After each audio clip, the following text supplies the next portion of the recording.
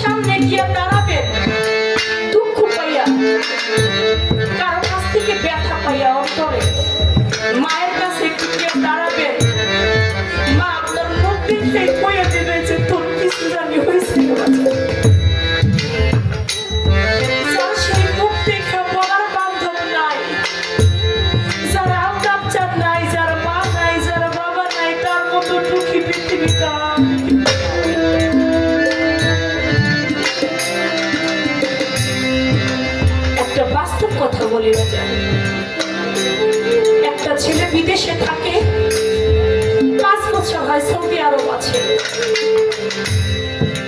ওই ছেলেটা বাড়িতে আসবে, বাড়ি আসার 1 সপ্তাহ আগে বাড়িতে কল দিয়েছে বড় ভাইয়ের নাম্বারে। ভাই, আমি তো আগামী সপ্তাহে বাড়ি আসবো, তোমার জন্য আমি কি নিয়ে আসবো? ভাই বলছে, ভাই রে, বিদেশি লাইট তো অনেক ভালো, ঘড়ি ভালো, তুমি আমার জন্য লাইট আর ঘড়ি নিয়ে এসো। ভাই ঠিক আছে। বলে ভাবির কাছে যাও, দেখি আমার ভাবির কি লাগবে। ভাবি, আমি তো আগামী সপ্তাহে বাড়ি আসবো, আপনার জন্য আমি কি নিয়ে আসবো? ভাবি বলে, ভাই বিদেশি স্বর্ণ অনেক ভালো, তুমি আমার জন্য স্বর্ণের একটা চেন নিয়ে এসো। বড় বোন ছোট বোনের কাছে ফোন দিয়েছে, বোন আমি তো বাড়ি আসবো, তোদের জন্য কি নিয়ে আসবো? বলে ভাই, ছোট বোন বলে, আগামী মাসেই তো আমার বিয়া, তুমি আমার জন্য গলার একটা হার নিয়ে এসো, কানের দুল নিয়ে এসো। বলে ঠিক আছে। তোরা তো সবটাই সব কিছু চাইলি, কতদিন হয় আমার মায়ের দেখি না, আমার মায়ের কি লাগবে কি লাগবে রে, দে না মায়ের কাছে দে না। মা, সবাই তো সবকিছু চাইলো, আমি তো বাড়ি আসবো আগামী সপ্তাহ, তোমার জন্য আমি কি নিয়ে আসবো? মা বলে, বাজান আজকে 5টা বছর হয় তুমি বিদেশে গেছো, 5টা বছর হয় আমি তোমার দেখি না, সামনে থেকে তুমি আমার মা কই একটা ডাক হতাম না। বাজারে আমার কিছু লাগবে না, তুমি খালি দেশে আইসা আমার তোমার মুখটা দেখাও, আর আমার মা কই একটা ডাক দাও, আমি আমার সব।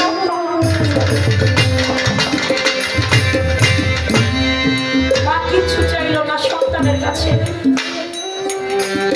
1 সপ্তাহ পরে ফ্লাইট হইল, বাংলাদেশে নামলো, একটা মাইক্রো ভাড়া কইরা বাড়িতে রওনা করছে। বাড়ির গেটের মধ্যে যখন গাড়িটা থামছে, দেখে বাড়িতে অনেক লোক। ও মনে করছে বিদেশ থেকে আসছে, ওরা দেখার জন্য মনে হয় অনেক লোক জড়ো হয়েছে। একজন নাই না জিজ্ঞেস করে, ভাই এই বাড়িতে এত মানুষ কেন? এর মধ্যে বড় ভাই দৌড়াই আসছে, ভাই তুই আসছিস? ভাই আসছি তো, কিন্তু এই বাড়িতে এত মানুষ কেন? ভাই রে, আজকে সকাল বেলায় আমাদের মা আমাদেরকে ফাঁকি দিয়ে চলে গেছে। কি বলো তুমি? আমার মা আমার কাছে কিছু চায় না।